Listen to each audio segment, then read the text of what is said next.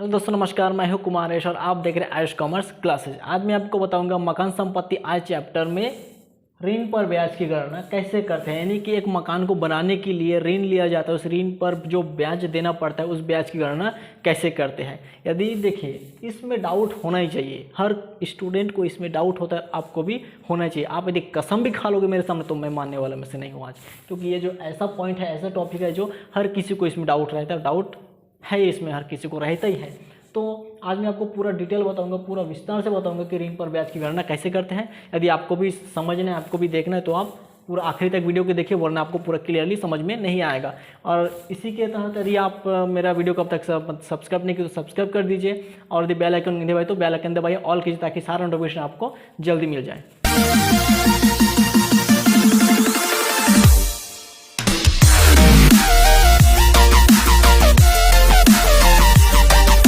चलिए दोस्तों, देखते हैं ऋण पर ब्याज की कैसे गणना करते हैं मकान संपत्ति आज चैप्टर में पार्ट 2 के अंतर्गत आज मैं वही बताऊंगा। तो सबसे पहले देखिए, जो ऋण पर ब्याज है, एक मकान को बनाने के लिए जो ऋण लिया जाता है, क्योंकि एक साथ इतना पैसा नहीं होता कि पूरा मकान को बना लेंगे। यदि कोई बड़ा मकान बना रहा है तो उतना पैसा नहीं होता है, तो उस मकान को बनाने के लिए जो भी ऋण लिया जाता है उस ऋण पर जो ब्याज चुकाना पड़ता है उस ब्याज की गणना कैसे करेंगे। ठीक है, एक बहुत ही बड़ा प्रॉब्लम वाला चीज़ है। तो अब देखिए, ऋण पर ब्याज की जो गणना है, इसका जो फॉर्मूला है, सबसे पहला फॉर्मूला बता देता हूँ, उसके बाद उसका डिटेल आपको मैं पूरा बताते जाऊँगा। तो सबसे पहले देखिए, ऋण पर ब्याज यानी कि आपको इसमें ध्यान देना पड़ेगा 2-3 चीज़ में। सबसे पहला है कि कितने रुपए का उसने ऋण लिया है। ठीक है, मान लीजिए उसने 5 लाख का ऋण लिया है, तो कितने रुपए का ऋण लिया है, कितने रुपए का ऋण लिया है, एक पॉइंट हो गया। इसमें आपको ध्यान देने की बहुत ज़्यादा ज़रूरी है। कितने, यानी कि 5 लाख का, 10 लाख का, 20 लाख, 25 लाख, कितने लाख या कितने रुपए का उसने ऋण लिया है, एक पॉइंट ये आ गया। इसमें बहुत ज़्यादा ध्यान देने की ज़रूरत है। दूसरा पॉइंट है, कब लिया गया था ऋण, किस तारीख को लिया गया था, उस तारीख को आपको देखना आना चाहिए। बुक में आपको क्वेश्चन में दिया रहेगा 1 नवंबर 2017 को, 1 नवंबर 2015 को मकान पुनर्निर्माण बनाने के लिए इतना का ऋण लिया गया, उतना लाख का ऋण लिया गया, ऐसा दिया रहेगा। तो आपको जिस तारीख को ऋण लिया उस तारीख को आपको देखना आना चाहिए। ठीक है, तो ऋण लेने की तिथि, ऋण लेने की तिथि यानी कि डेट, ऋण कब लिया गया है। ठीक है, ऋण कब लिया जा रहा है, इसका कितने रुपए का ऋण लिया गया है, और ऋण लेने की तिथि क्या है, कब ऋण लिया गया है। और तीसरा यहाँ पे देखेंगे कि मकान बनके कब तैयार हुआ है। ठीक है, सबसे पहला क्या है कि कितने रुपए का ऋण लिया था, और ऋण लिया तो कब लिया, किस तारीख को लिया, दूसरा नंबर में हो गया। तीसरा नंबर पे देखेंगे जो ऋण लिया था मकान बनाने के लिए, पुनर्निर्माण मरम्मत करने के लिए, जिस चीज़ के भी लिए मकान से संबंधित होना चाहिए। तो जो ऋण लिया गया था मकान बनाने के लिए, खरीदने के लिए, जो भी हो, तो वो जो मकान है कब तैयार हो गया बन के। ठीक है, जो मकान था वो बन के कब तैयार हो गया है उस डेट को भी देखना है। यानी कि ऋण कब लिया गया उस डेट को देखना है, और मकान कब बनकर तैयार हो गया है पूरा, उस डेट को भी देखना है। अपने को 2 डेट देखना अपने को आना चाहिए। और तीसरा नंबर यहाँ पे है कि कितना रुपए का ऋण लिया था। इन 3 चीज़ को देखने का आना चाहिए, क्वेश्चन में समझना चाहिए। इस 3 पॉइंट के ऊपर पूरा निर्भर रहता है ये ऋण पर ब्याज की गणना। सबसे पहले कितने रुपए का ऋण लिया है वो देखना है आपको। दूसरा, ऋण लेने की तिथि क्या है, किस तारीख को उसने ऋण लिया था। और थर्ड नंबर में, मकान कब बनकर तैयार हो गया। तीसरा नंबर आपको देखना है कि मकान बनकर कब तैयार हो रहा है, किस तारीख को। बोल सकते हैं 31 मार्च 2013 को या 31 मार्च 2019 को तैयार हो गया मकान बनकर, तो उस डेट को आपको देखना आना चाहिए। बुक में क्वेश्चन में सारा चीज़ दिया रहेगा। इस 3 चीज़ को यदि आप समझ लिए, क्वेश्चन से आप ढूंढ के निकाल लिए, तो ऋण पर ब्याज की गणना करने के लिए आपको कोई नहीं रोक सकता। तो सबसे पहले देखिए, यहाँ पे इन 3 चीज़ को ढूंढना है। ढूंढने के बाद जो फार्मूला होता है वो फार्मूला मैं आपको बताऊँगा। वो फार्मूला है कि कितना का ऋण लिया था। सबसे पहले देखिए, इसमें 2 पॉइंट और मैं बता देता हूँ कि ये जो ऋण पर ब्याज की गणना किया जाता है 2 अवधि का होता है। ठीक है, 2 अवधि का होता है। सबसे पहला निर्माण अवधि। निर्माण अवधि मतलब ऋण कब लिया गया था और वहाँ से लेकर के मकान बनने तक की जो बीच में जितने सारे महीना हुआ, बीच में जितने सारे साल हुआ, उन जो अवधि है, एक लंबा अवधि है, उसको अपने को आना चाहिए यहाँ पे देखना। ठीक है, तो वो हो जाएगा सबसे पहला निर्माण अवधि। निर्माण अवधि का मतलब कि ऋण कब लिया था और वहाँ से लेकर के मकान बनने तक की तिथि, इन बीच में जो इन 2 पॉइंट के बीच में, 2 डेट के बीच में जो भी अवधि है, ठीक है, उसी को बोलते हैं निर्माण अवधि। यानी कि ऋण कब लिया था और मकान कब बन के तैयार हो रहा है, बीच में जितना अवधि है, बीच में जितना गैप हो रहा है यहाँ पे, जितना साल का, जितना महीने का, इसी को बोला जाता है निर्माण अवधि। तो निर्माण अवधि का ब्याज निकलता है, एक निर्माण अवधि का एक ब्याज निकलता है, और दूसरा निकलता है गत वर्ष का, गत वर्ष का ब्याज।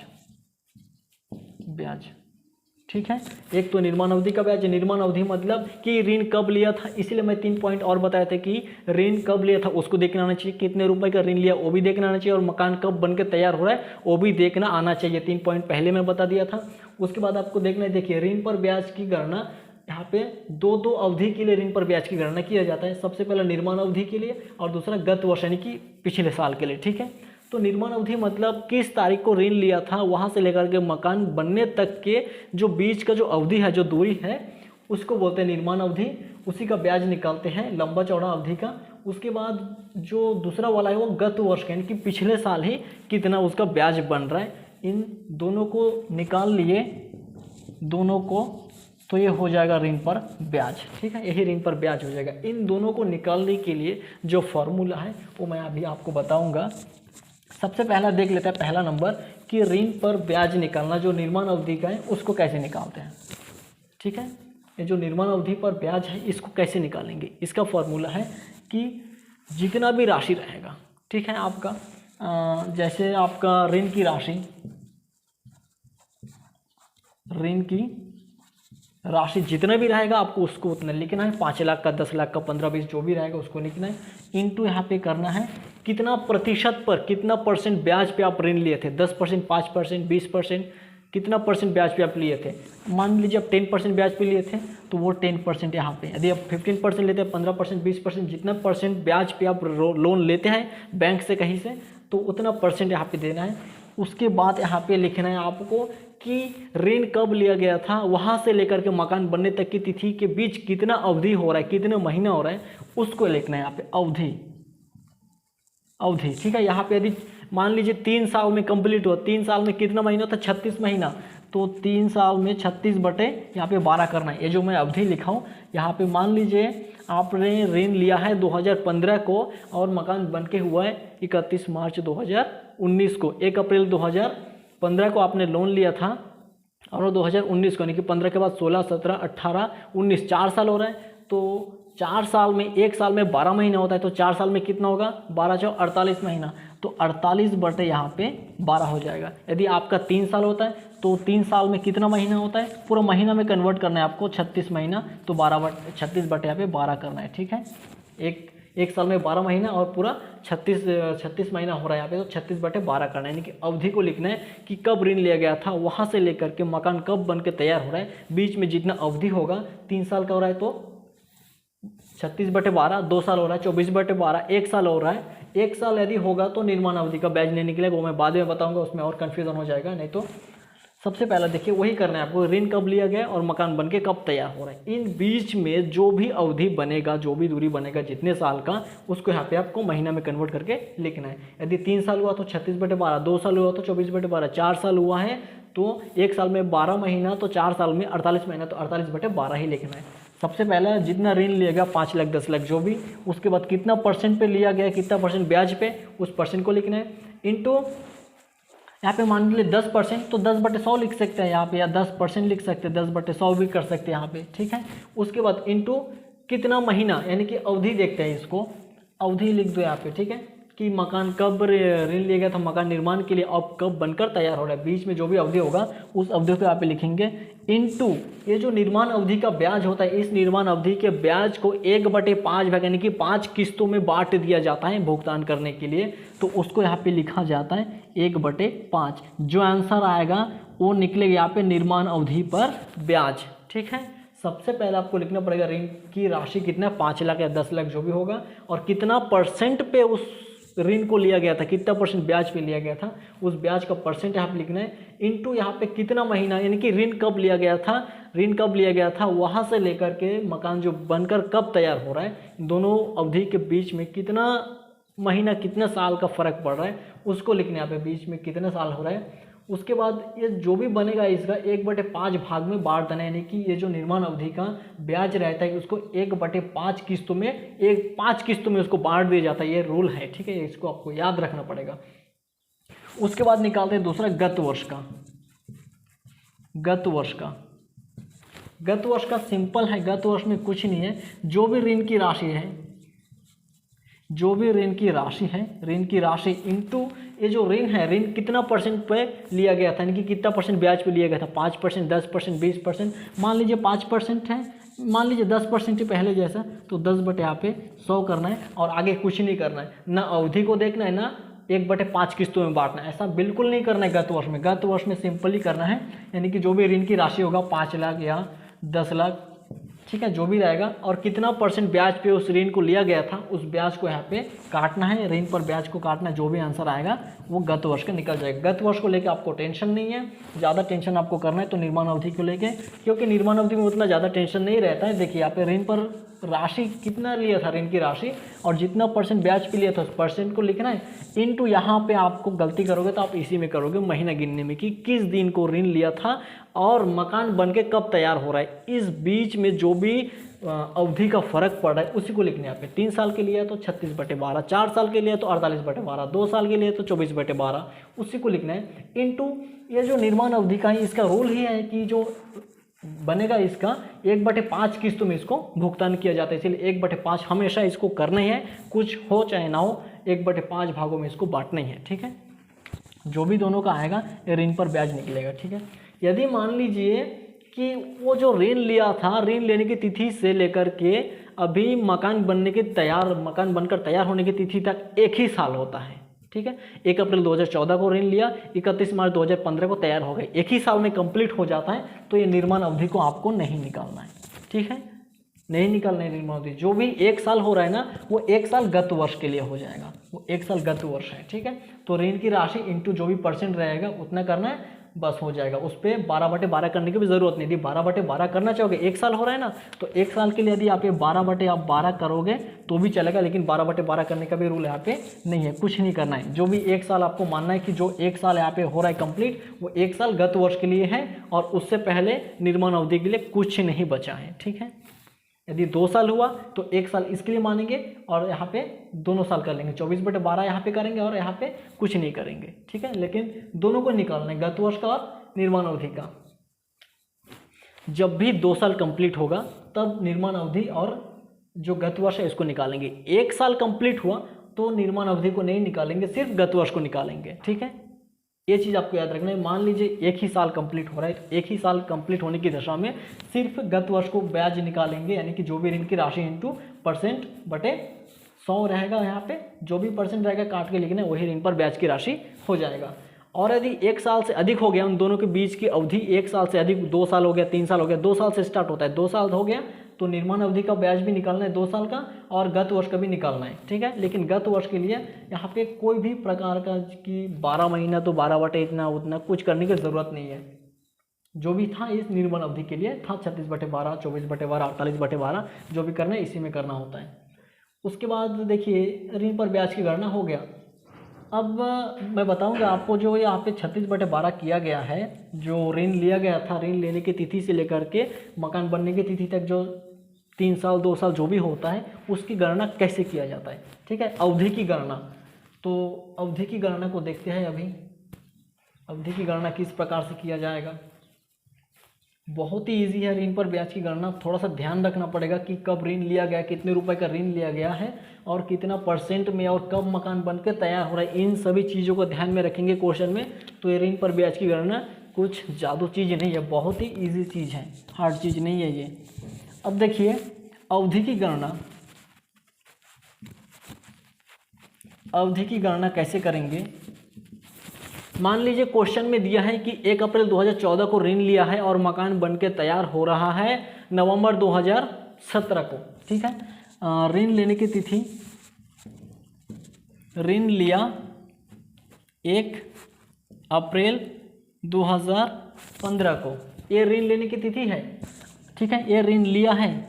अब ऋण लिया इतना है, कितने रुपए का ऋण लिया है, ऋण की राशि मान लीजिए यहाँ पे 5 लाख रुपए का ऋण लिया है, 5 लाख रुपए का यहाँ पे ऋण लिया गया है, ठीक है। अब तीसरा नंबर क्या है कि ऋण लिया है यहाँ पे, ठीक है, ऋण किस तारीख को लिया है वो भी ठीक है। अब ऋण लेने का बाद जो मकान बन के तैयार हो गया, मकान बनकर तैयार होने के बाद की अवधि कितना है, यानी कि मकान कब बन के तैयार हो रहा है उस अवधि का यहाँ पे ऐसा क्वेश्चन में दिया रहेगा। मकान 1 नवंबर 2019 को पूरा हुआ या बन के तैयार हुआ, ऐसा पूरा आपको डिटेल में बता दिया जाएगा क्वेश्चन में। तो आपको इस 3 चीज़ में ध्यान रखना है, और ये भी रखना है कि जो ऋण लिया गया पे 5 लाख रुपए, उस पर ब्याज की दर कितना है, ब्याज की दर कि 10% की 15%, 12%, 7%, कितना परसेंट ब्याज की दर, वो भी आपको पता रहना चाहिए। अब देखिए यहाँ पे आपको देखने से पता चलेगा कि 2015 को में ऋण लिया और 2019 में यहाँ पे मकान बन के तैयार हो रहा है, यानी कि 15 के बाद 16, 17, 18, 19, 3-4 साल लगातार हो रहा है, यानी कि 1 साल से ज़्यादा हो रहा है। तो यहाँ पे निर्माण अवधि भी निकाला जाएगा और गत वर्ष के ब्याज निकाला जाएगा, दोनों अवधि का ब्याज यहाँ पे ज़रूर निकाला जाएगा, ठीक है। देखिए अब निकालते यहाँ पे निर्माण अवधि का, निर्माण अवधि का ब्याज। निर्माण अवधि का ब्याज कैसे निकालेंगे, देखिए कितने लाख का ऋण लिया गया है यहाँ पे, 5 लाख का, 5 लाख का ऋण लिया गया है, इनटू कितना परसेंट पे, 10% के हिसाब से 10/100 इनटू, अब महीना देखना पड़ेगा, महीना गिनना पड़ेगा कि कितना महीना बन रहा है, यानी कि जब ऋण लिया था वहाँ से लेकर के मकान बनने तक की तिथि तक कि कितना महीना बन रहा है। अब देखिए 1 अप्रैल 2015 को ऋण लिया, यानी कि हमारा वित्तीय वर्ष को फॉलो करना पड़ता है हमको। वित्तीय वर्ष क्या होता है हमारा, 1 अप्रैल से 31 मार्च तक हमारा वित्तीय वर्ष होता है। तो यहाँ पे महीना गिनने का यह देखिए 1 अप्रैल 2015 को ऋण लिया गया यहाँ पे, उसके बाद ये जो ऋण लिया है 1 अप्रैल 2015 को, ये जो हमारा वित्तीय वर्ष चालू हुआ, ये वित्तीय वर्ष कब खत्म होगा, 31 मार्च 2016 को ख़त्म होगा, ठीक है। फिर 2016 को ख़त्म हुआ, उसके बाद फिर चालू होगा 1 अप्रैल 2016 से चालू होगा 31 मार्च 2017 को यहाँ पे ख़त्म हो गया, हमारा वित्तीय वर्ष चल रहा है। देखिए 2015 को ऋण लिया, तो 1 अप्रैल 2015 को ऋण लिया था, वहाँ से लेकर के हमारा ये जो साल है ये कब ख़त्म हो रहा है, 31 मार्च 2016, यानी कि यहाँ पे 1 साल पूरा कंप्लीट हो रहा है। कितना महीना यहाँ पे, 12 महीने का हो रहा है पूरा, यहाँ पे अवधि जो है कि 12 महीने का पूरा हो रहा है, ठीक है। तो 12 महीना हो गया। अब दूसरा साल चालू हुआ है 1 अप्रैल 2016 से 31 मार्च 2017। देखिए जब तक 2019 नहीं आ जाता तब तक ऐसा आप करते जाइए, ठीक है। यहाँ पे भी 12 महीना आपका कंप्लीट हो गया है। उसके बाद देखिए अब दूसरा जो साल चालू होगा कब होगा, यहाँ पे 17 को ख़त्म हुआ है, फिर 1 अप्रैल 2017 से 31 मार्च 2018 को ख़त्म हुआ, यहाँ भी 12 महीना हो गया है। उसके बाद 1 अप्रैल 2018 से 31 मार्च 2019। अब देखिए ये जो 31 मार्च 2019 है, और हमारा यहाँ पे क्वेश्चन क्या था कि 1 नवंबर 2019 को पूरा होता है, 2019 को पूरा होता है कब, नवंबर को। और ये हमारा कौन सा डेट है, हमारा वित्तीय वर्ष का मार्च है। तो ये जो नवंबर है मार्च के बाद आता है कि पहले आता है, जनवरी फरवरी मार्च, ठीक है। जनवरी फरवरी मार्च, मार्च के बाद अप्रैल मई जून जुलाई अगस्त सितंबर अक्टूबर नवंबर, यानी कि मार्च के बाद आ रहा है, ठीक है। और मार्च के बाद आ रहा है, ठीक है, लेकिन 1 साल कंप्लीट नहीं हो रहा है। यहाँ तक तो 12 महीना हो गया, आप देख लीजिए यहाँ पे, ठीक है। यहाँ तक 12 महीना हो गया। ये तो मार्च है, मार्च 2019 है। उसके बाद 1 अप्रैल 2019 से ये कहाँ तक जा रहा है, 1 नवंबर 2019 तक, यानी कि 1 नवंबर, उसके बाद दिसंबर जनवरी फरवरी मार्च, यानी कि और 1 साल पूरा कंप्लीट नहीं हो रहा है। यहाँ पे नीचे वाला जो साल है हमारा कब कंप्लीट होना था, 1 अप्रैल 2019 से 31 मार्च 2020 तक ये हमारा वित्तीय वर्ष एक ठो कंप्लीट होना था, लेकिन नहीं हो रहा है। यहाँ पे नवंबर में ये तैयार हो गया मकान बन के। तो इस अवधि को हम लोग नहीं लेंगे, इस साल को हम लोग नहीं लेंगे, छोड़ देंगे इसको। ये इसके देखिए ये जो 2019 31 मार्च है, इसके बाद और एक साल पूरा कंप्लीट नहीं हुआ। यदि 1 अप्रैल 2019 से 31 मार्च 2020 तक और एक साल कंप्लीट हो जाता तो उसको भी यहाँ पे लिया जाता, लेकिन यहाँ पे कंप्लीट नहीं हुआ है। ऋण लिया गया 1 अप्रैल 2015 को और ख़त्म हुआ है यहाँ पे 1 नवंबर 2019 को। ठीक है, नवंबर के पहले जो हमारा वित्तीय वर्ष कंप्लीट हो रहा है यानी कि 31 मार्च 2019 वहाँ तक लिया जाएगा। हम लोग नेक्स्ट जो ईयर रहे, जो अपना दूसरा भी साल था, वो भी लेते। कब लेते? जब वह दिया रहता नवंबर के बाद जो हमारा 31 मार्च 2020 आता, यदि 2020 को कंप्लीट होता, यानी कि कुल मिला के हमारा पूरा वित्तीय वर्ष कंप्लीट होना चाहिए। जब तक वित्तीय वर्ष कंप्लीट नहीं होगा उसको छोड़ देंगे। नीचे वाला जो साल था यहाँ पे 1 नवंबर को मकान बन के तैयार हो गया था, यानी कि 31 मार्च से पहले बन के तैयार हो गया था, इसीलिए उस साल को नहीं लिए। 31 मार्च को तैयार होता, 31 मार्च के बाद भी तैयार हो जाता तो 31 मार्च तक और एक साल यहाँ पे ले लेते, लेकिन यहाँ पे तैयार नहीं हो पाया था, इसीलिए उस साल को बिल्कुल यहाँ पे छोड़ दिया गया। इसी महीना को गिनने में आपको डाउट हो सकता है, बाकी इस मकान की संपत्ति में कोई डाउट नहीं है, पूरे चैप्टर भर में आपको डाउट नहीं मिलेगा। आपको समझना बस यही है कि डेट कैसे गिनेंगे। 1 अप्रैल 2015 को ऋण लिया गया और 31 मार्च यहाँ पे देखिए 1 नवंबर 2019 को ख़त्म हुआ है। ठीक है, तो इसके बीच की अवधि को ज्ञात करना है, तो हमको ध्यान में रखना है कि हमारा जो वित्तीय वर्ष होता है क्या होता है, 1 अप्रैल से 31 मार्च होता है। तो 1 अप्रैल 2015 से स्टार्ट हुआ तो 31 मार्च 2016 को एक ख़त्म हो गया एक साल, फिर 1 अप्रैल 2016 को चालू हुआ, 31 मार्च 2017 को और एक साल ख़त्म हुआ, फिर 1 अप्रैल 2017 से 31 मार्च 2018 तक और एक साल ख़त्म हो गया, 1 अप्रैल 2018 से 31 मार्च 2019 और एक साल ख़त्म हो गया। लेकिन यहाँ पे मकान कब बन के तैयार हो रहा है? 1 नवंबर को। तो ये जो मार्च है नवंबर के पहले है। ठीक है, तो अभी तक हमारा एक साल और बनने का चांस है, लेकिन बन नहीं रहा है पूरा। तो 1 अप्रैल 2019 से लेकर के 1 नवंबर 2019 यानी कि हमारा 31 मार्च तक टच नहीं कर रहा है, यानी कि हमारा जो वित्तीय वर्ष का लास्ट तारीख है वहाँ तक टच नहीं कर रहा है, उससे पहले ये ख़त्म हो रहा है, तैयार हो रहा है मकान। तो इस साल को यहाँ पे छोड़ देंगे, नहीं लिया जाएगा जब तक कि एक साल पूरा नहीं होगा, 31 मार्च तक टच नहीं करेगा। ठीक है, इसी को आपको ध्यान में रखना है। अब देखिए कितना साल हुआ, 1 साल 2 साल 3 साल 4 साल, यानी कि 12 12 24 12 3 36 12 4 48 महीना आपको हुआ है। तो यहाँ पे आपको लिखना है 48/12। इस डेट को गिनने आपको आना चाहिए। आप लोग स्क्रीनशॉट ले सकते हो, इसका अभी मिटा दूंगा मैं अभी। ठीक है, 48 महीना यहाँ पे हो रहा है। ठीक है, मिटा देता हूँ अभी। उसके बाद यहाँ पे क्या किया जाएगा, सबसे पहले देखिए ऋण की राशि 5 लाख लिया था, 5 लाख कितना परसेंट, 10% के हिसाब से 10% दे दिया। अब हम लोग जो अवधि देखते हैं कि कब ऋण लिया गया था और कब तैयार हो गया, बीच में कितना महीना यहाँ पे हुआ, 48 महीना, यानी कि 4 साल पूरा हो रहा था, 5 साल पूरा नहीं हुआ, 5वां साल को नहीं लिया गया। तो 4 साल हो रहा तो उसको महीना में कन्वर्ट किए तो 48 महीना होता है बटे 12 इंटू ये जो निर्माण अवधि का ब्याज है, इसको 1/5 किस्तों में हमेशा बांटा जाता है। जो भी आंसर आएगा आप लोग लिख लेना यहाँ पे।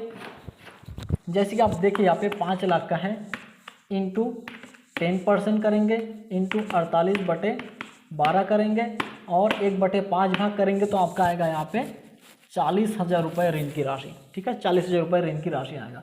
अब दूसरा हमारा ऋण पर ब्याज निकालने का था कि देखिए यहाँ पे ना 1 साल से ज़्यादा हो रहा था मकान, जब लोन यहाँ पे लिया था मकान के लिए और जब मकान बन के तैयार हो गया, इनके बीच की जो अवधि है इसमें 1 साल से ज़्यादा है। यदि 1 साल होता तो सिर्फ गत वर्ष निकालते, निर्माण अवधि को नहीं निकालते। 1 साल से ज़्यादा हो गया तो निर्माण अवधि को भी निकालना है, गत वर्ष को भी निकालना है। तो यहाँ पे 4 साल हो गया था, 5वां साल नहीं हुआ था, 5वां साल को छोड़ दिया गया था, लेकिन 4 साल कंप्लीट हो गया था, यानी कि 1 साल से ज़्यादा हो गया।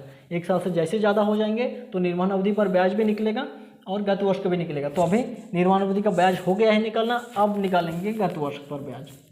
गत वर्ष का ब्याज, गत वर्ष के ब्याज में क्या होगा, यहाँ पे जो भी ऋण की राशि है यानी कि 5 लाख रुपए, 5 लाख रुपए जो भी ऋण की राशि है इंटू 10% के हिसाब से लिया था उसने, 10% ब्याज पे लिया था ऋण को, तो 10% यहाँ पे लगा देना है। जो आंसर आएगा 50,000 वो यहाँ पे ऋण पर ब्याज की राशि हो जाएगा। अब इन दोनों को ऐड करके माइनस करना पड़ेगा आपको, जो भी वार्षिक मूल्य वहाँ पे रहेगा मानक कटौती घटाने के बाद 30%। ठीक है, यहाँ पे टोटल मिला के कितना हो जाएगा, 90,000 रुपये आपको घटाना पड़ेगा।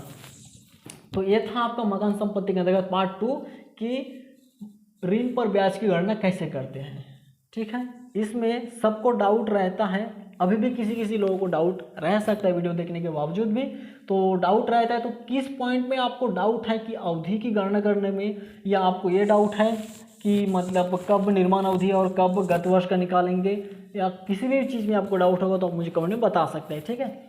देखिए यहाँ पे निर्माण अवधि जो है और ये जो गत वर्ष है, गत वर्ष और निर्माण अवधि यदि 1 साल से ज़्यादा हो गया जो ऋण लेने की तिथि है और यहाँ पे ऋण मकान बन के तैयार होने की तिथि, इन दोनों की अवधि जो बीच की दूरी है अवधि है, उस अवधि जो है 1 साल है तो सिर्फ गत वर्ष निकलेगा। और 1 साल से पार हो गया, 2 साल 3 साल 4 साल जो भी हो रहा है, 1 साल से ज़्यादा हो गया मतलब दोनों को निकालना है। 1 साल है तो सिर्फ गत वर्ष का निकालना यही है। और अवधि अभी समझाया गया है, ठीक है। आप स्क्रीनशॉट ले भी होंगे, देख लेना उसको।